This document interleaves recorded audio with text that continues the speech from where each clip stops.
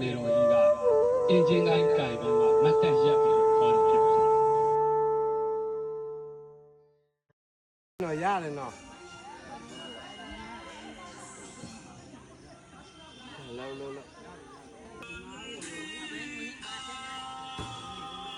အစားကျောင်းကို